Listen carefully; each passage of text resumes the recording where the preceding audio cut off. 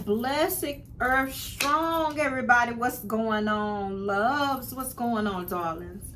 So, I'm back again, giving you some spiritual knowledge and downloads for your walk. Now, if you're new here, hello to you. My name is Vasori, the owner and operator of Visions by Vasori and online Botanica. Just to offer you a little insight on me, my healing powers are totally to uplift the feminine divine, totally, as well as using the powers of nature to get the desired effects to bring forth in your life. Okay? I must say that I'm self-taught and I'm also experienced by life, and that is the only way that I teach and give guidance along with spirit and my ancestors. Now, the lesson today is on common altar items and the uses behind them in Magick. The uses behind altar items. I also pulled some items from my altar and from my store in order to show you some things, and we're going to do it like that. Before we get started though, I just wanted to show you this new Spellcaster's Workbook grimoire spell paper that I just got from Amazon. The size is big. It's like, I don't like 5x7 because I write so big. I'm just a big scripted writer.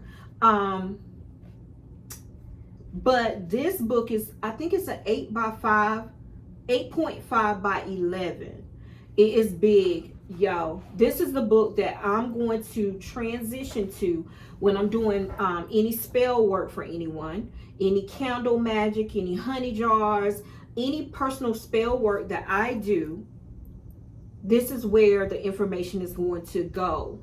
Now, let me open these pages for you. Or you can use it for your own personal use, but this one here is going to be for business use for me. I don't know if you guys can see that. Hopefully you can. That's what it looks like.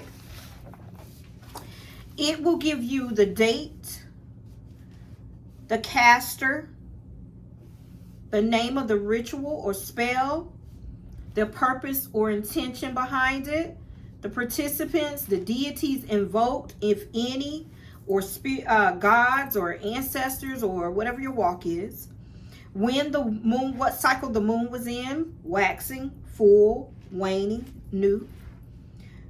You can write the description of the spell, the ingredients and equipment that was used, the immediate feelings and effects, and for your follow-up, for me, when I do my follow-ups with my clients, the manifestation date, as well as the results.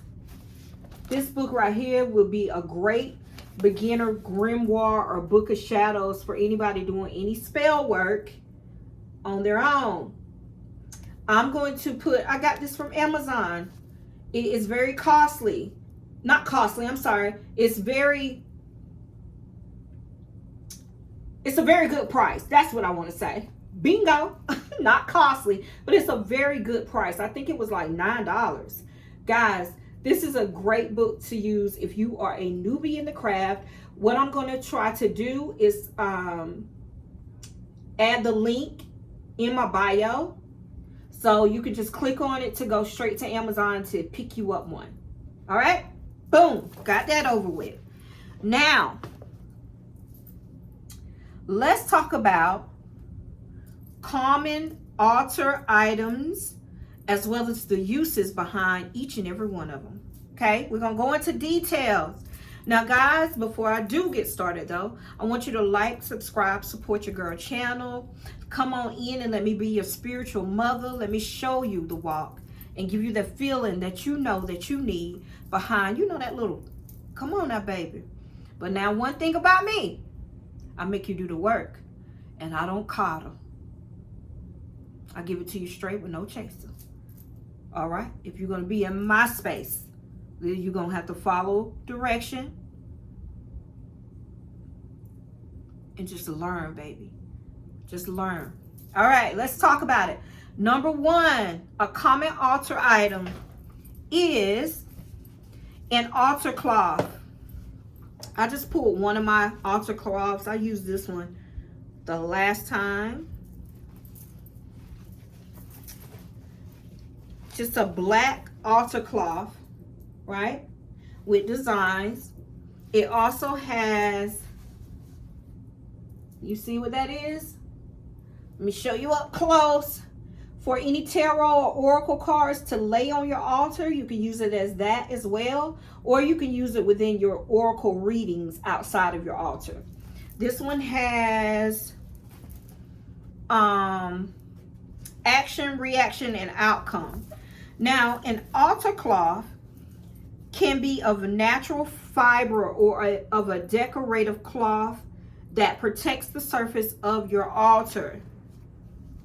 Its colors can be based on the holiday or season or the intent and purpose. Also the deity, the god or goddess, and it can have symbols and images to draw specific energy to your altar. Sigils, make it your own, okay? The altar cloth can be simple, it can be extraordinary, it can be pictorial, it can have a lot of colors depending on the intent or purpose. Make it your own, okay? It will draw in the specific energy to the altar. Always make it specific to the intention. Next, we're going to talk about the athame. I say athame, or the blade. This here is my personal altar blade. Okay?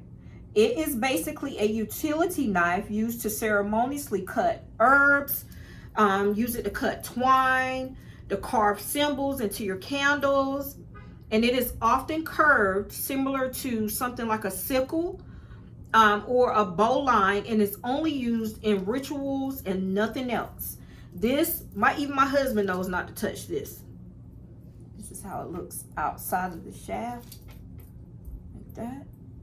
He knows. Don't touch it. Don't move it. Do nothing with it. And this is mine. I think I had this one for a while. I want to say I got it off of Amazon years ago. So that is what a blade that you're going to need. Or a thing. All right, next, number 3, candles. Of course, y'all know candles. Now, this is my altar candle. Now, candles are symbolic of the fire element, okay? And should be placed in the south if at all possible. I usually don't do directional magic where you have to place it in front of the sun on the east. I don't do that. I totally resonate with where to place my items. Now, I do place my candles. I have 2 of these in the front of my altar on each side, okay? But everything else is by resonation. I resonate with it. Now, colors are chosen for the intention. For example, red for love or black for protection. On my altar now, I'm using white, just standard white. And I change my altar with the season. So it's about time to change my altar when probably the end of September, the middle of September, when I know fall is to get ready to come in. That's when I'm going to change my altar. You can also associate the colors with the holidays or the season. For me, I'm going to have oranges and yellows, and I'll probably go to the Dollar Tree and get a couple of things, just to let y'all know. Candles can be dressed with herbs and oils and carved as well with symbols with your blade, okay, if that's what you want to use. They are also used to burn intentions on, that's petition paper. Write out your intentions. I place my intentions up under my altar cloth until the cycle of the moon makes sense, and then I'll burn it at that time. It just all depends on what I'm doing. Again, you're going to use it to burn intentions, the fire on the altar, and can be spells in and of themselves. Candles can be used for spells. Y'all know that. I am a candle witch, so I use a lot of candle magic. Red is a fire element, and these are some color associations that I'm about to give you as well. Again, red is a fire element for love, for passion and stimulation, and much, much more. Usually, I'm just giving you the main things that they are used for. Blue is a water element and is used for meditation, communication, and emotions. Yellow candles are used for air elements, for joy, happiness, and success. Green is for earth elements and is used for wealth, prosperity, and luck. Purple is a spirit element for divination and spiritual growth. And white can be used for peace, purity, and harmony. And also white is a substitution if you do not have any of these colors and you're saying, I want to get prosperity. You most likely want to get green, but if you do not have the way about to get green, use white. It's used for everything. Black candles is used for protection as well as grounding. All right, that was some elements of colors. Next, we're going to go into the chalice or cauldron. I have both.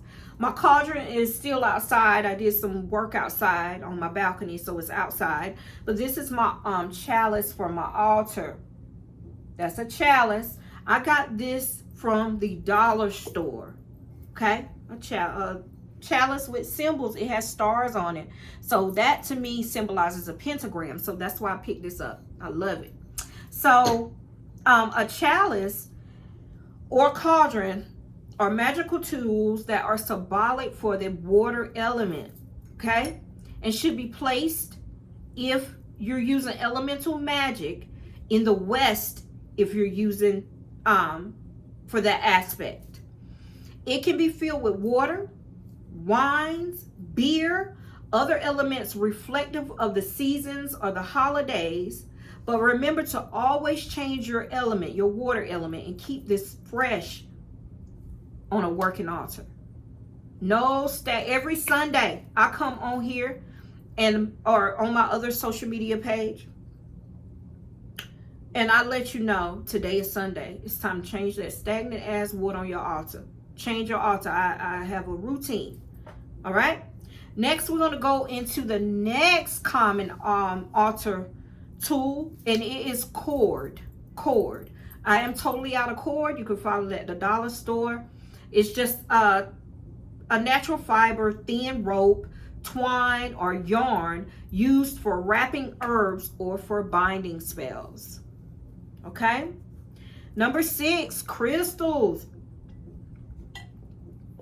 Crystals or gemstones or fossils are used to direct vibrational energy to your intention. I have so many crystals, y'all. This is just a little bowl right here. I place all of my crystals that I'm not using in this bowl and in a tray, and I set it on the windowsill in my spirit room, the moonlight, to absorb the moonlight. Now, I do have crystals on my prosperity altar that are working right now, and I didn't want to touch those because they're on my prosperity altar, working altar, so I left them where they was. On that one, I use pyrite, green aventurine. I have onyx on there, and a lot more stones to pull in prosperity. Okay? It should be cleansed and charged with the moonlight, the sunlight, your water, salt, herbal smoke, or other crystals before each rituals. All your stones should be done this way. Quartz, citrine, and amethyst clusters, as well as selenite, this is selenite, can be used to cleanse as well as charge other crystals and magical tools. You can lay your selenite or get a selenite slab and place your stones on that, and it charges the other stones. Note, though, that some crystals are more delicate than others and should not be cleansed in water, sunlight, or salt. Do your due diligence and read up on the cleansing of certain crystals, okay? Or how about just use smoke cleansing or the moonlight? That's what I do. Some common altering crystals and their associations. I'm going to give you these. Please take note. We're going to go first with amethyst. This is a common one, and it's used for serenity, for clarity, and spirituality. I don't think I have a piece right here. It's probably over there. Yeah, to show you guys. Black tourmaline is used for protection, transformation, and grounding. That's in my other jar, y'all. Carnelian is used for stimulation, for encouragement and energy.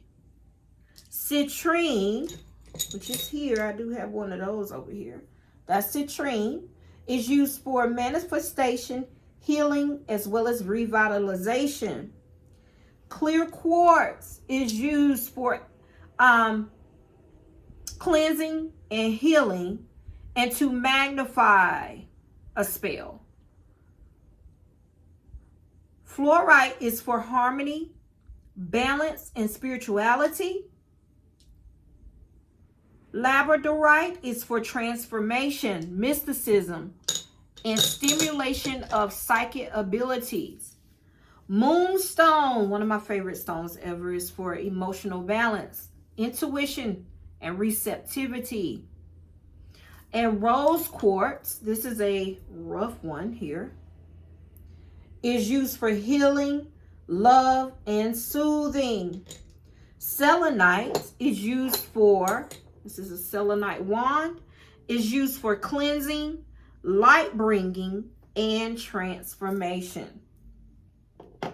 All right, so those are great things to use. And some of the associations, those are great gemstones. If you wanted to use gemstones on your altar, I totally do. Next, we're going to talk about 7, which is number 7, and it is the Divination Tool. Y'all, let me charge my phone up. Honey, I've been doing mad videos today. There we go. So, number 7. Let's jump to it. Divination Tools.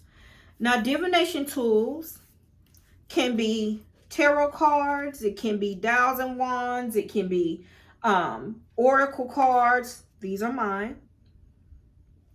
You can pull one and then place it on your altar, okay?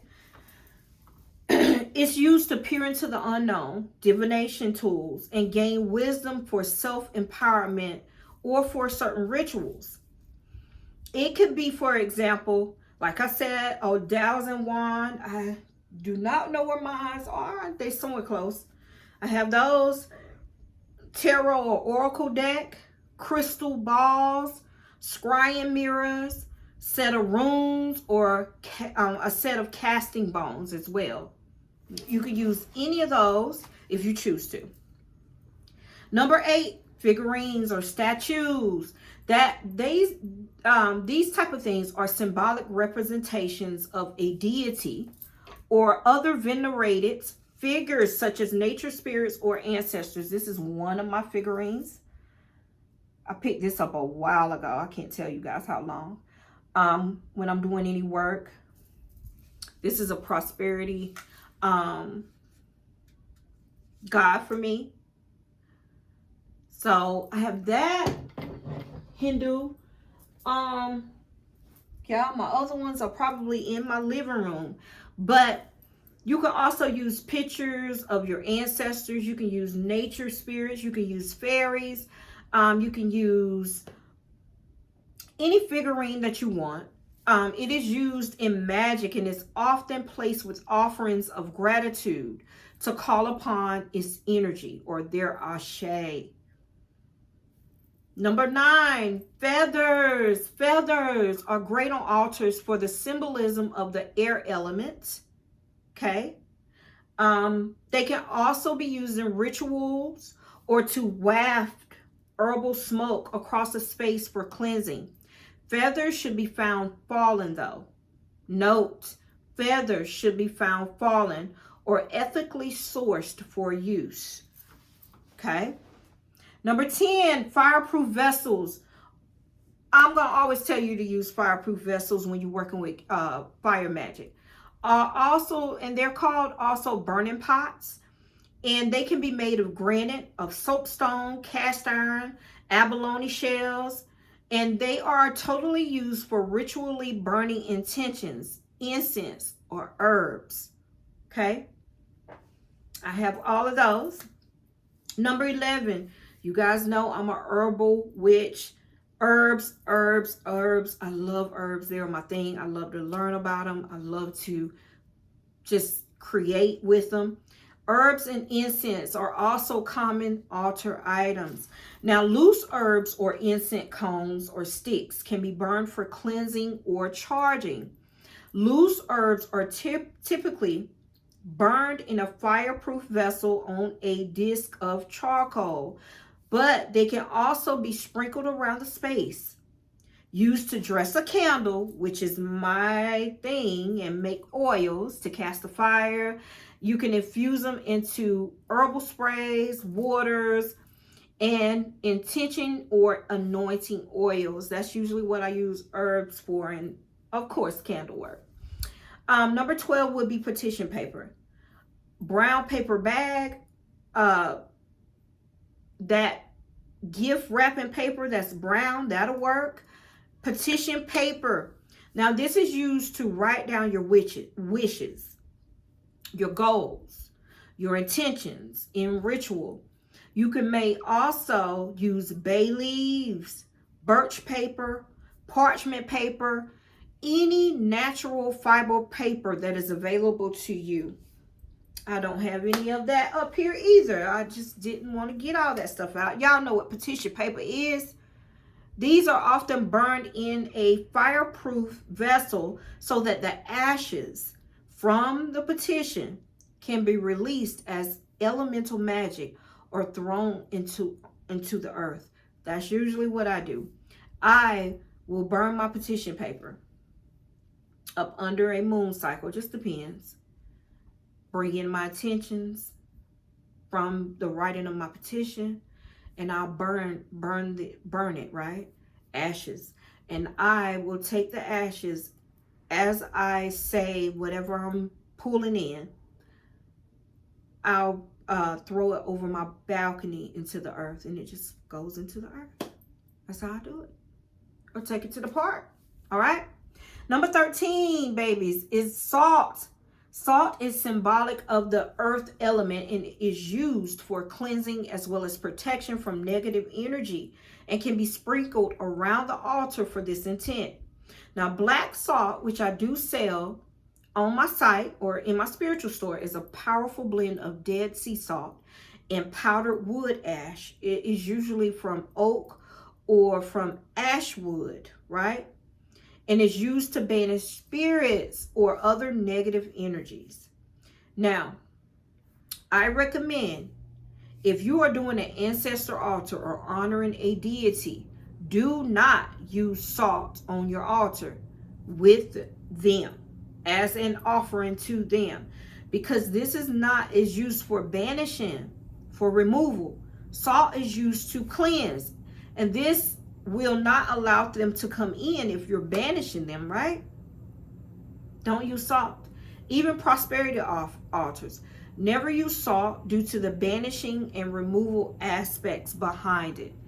You know, I see sometimes videos of people washing their hands for a prosperity ritual with salt.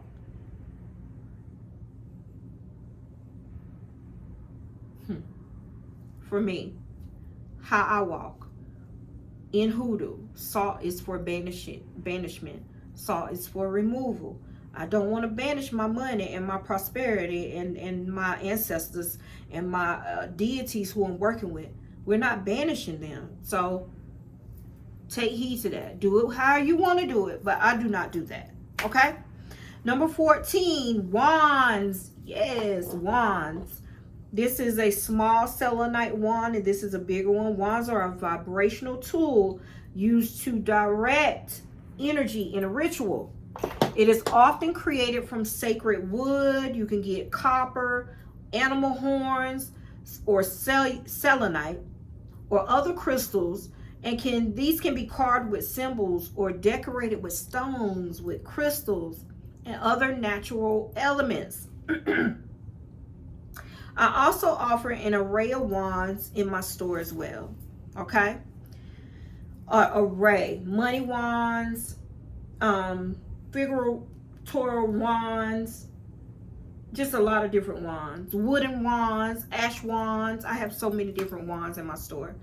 So I have given you 14 different common altar items used and the uses behind them. We gave you altar cloth, the athame, candles, chalice or cauldron, the cord, crystals. We talked about divination tools, figurines or statues. We talked about feathers. We talked about being fireproof and safe with the fireproof vessels. We talked about herbs and incense, petition paper, salt, and wands, guys. Now, that is it. That's all I have for you. Don't forget to like, subscribe, and support my channel. It will be greatly appreciated. Guys, if you need anything from my store, the link is in the bio. Go purchase visionsbyvasori.com, and it will be greatly appreciated. As always, guys, I'll be back with another video. Oh, let me show y'all these extras. I have this on my altar now, and some keys and some coins. So I pulled these two off my altar, and I just forgot to show you guys. But these are altar tools. I sell altar tools too, from wooden to brass, in my store as well, guys. But again, don't forget to like, subscribe, support. It'll be greatly appreciated. I love all y'all. I send many blessings of abundance to each and every one of the people that support me and subscribe to my channel. I see y'all. I love y'all. Thank you so much. And as always, blessed, earth strong. I'll talk to y'all later.